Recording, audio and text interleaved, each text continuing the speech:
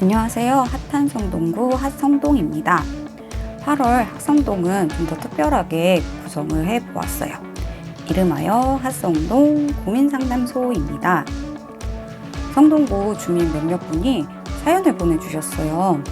그래서 이번 달은 우리 성동구 주민분들의 고민을 핫하게 해결해주는 고민상담 코너로 진행하게 되었습니다.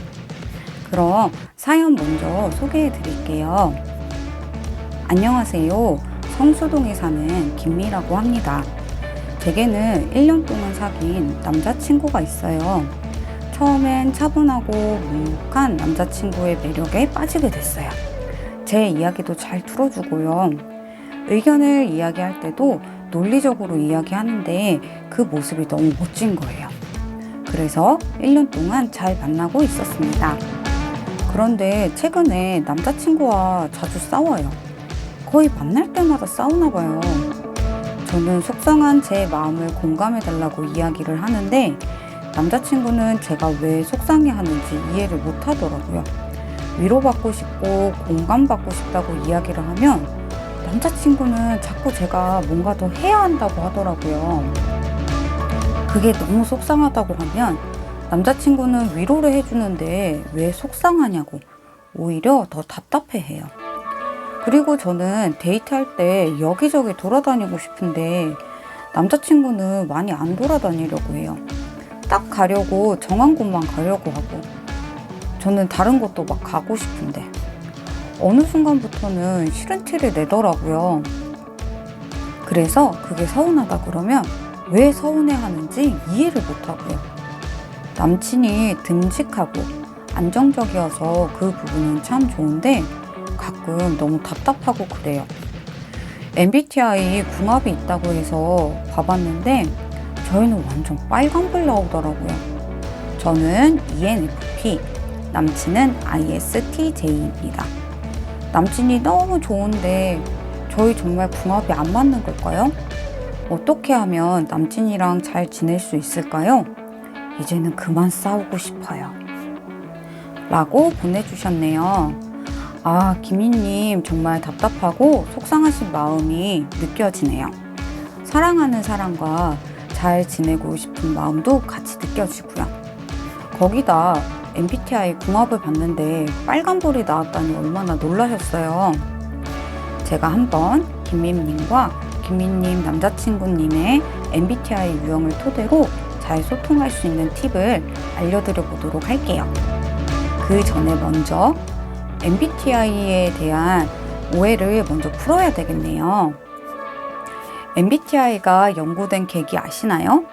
바로 인간관계 때문이라고 합니다. MBTI는 마이어스 브릭스 타입 인디케이터의 약자라고 지난 시간에도 설명드렸는데요. 마이어스는 딸, 브릭스는 엄마예요. 딸과 엄마는 별 어려움 없이 잘 지내는데 유독 아빠랑은 소통이 잘 되지 않았다고 해요. 도대체 왜 그럴까? 왜 나랑 잘 맞는 사람이 있고 잘 안 맞는 사람이 있을까? 이 질문에서 시작된 게 바로 MBTI랍니다. 그래서 나의 성향을 잘 이해하고 타인의 성향을 잘 이해해서 서로 잘 소통하기 위해서 개발된 심리검사거든요. 그래서 MBTI 궁합 이런 내용은 재미로만 참고해 주시면 좋겠어요.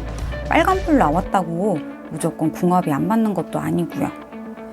김민님은 MBTI 유형이 ENFP라고 하셨고 남자친구분은 ISTJ라고 하셨네요. MBTI 유형표를 보면서 설명을 해드릴게요.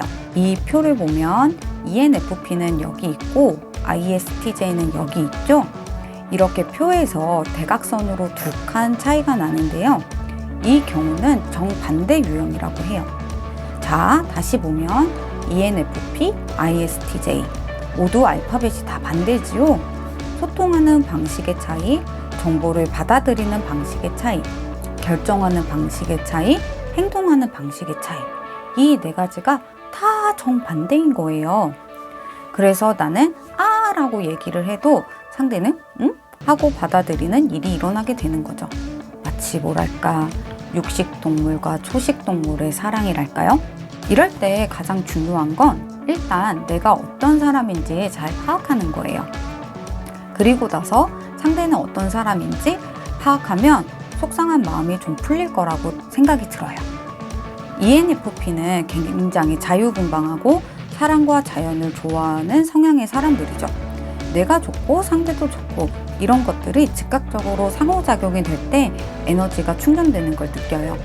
그리고 나의 이런 자유로움을 뿜어내는 나라는 사람으로 존중받길 원하고요.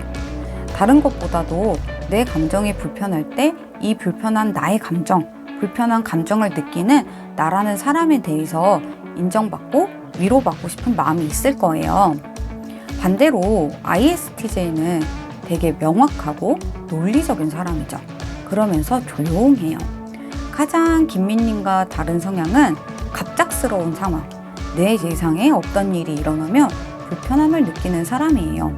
아마 남자친구분의 이 성향이 김민님과 가장 많이 부딪히지 않았을까 예상이 돼요. 그리고 남자친구분은 아마 열심히 공감하고 위로를 해줬을 거예요. T 유형의 사람들은 상대가 느끼는 불편함을 느끼게 된 원인을 없애주려고 해요.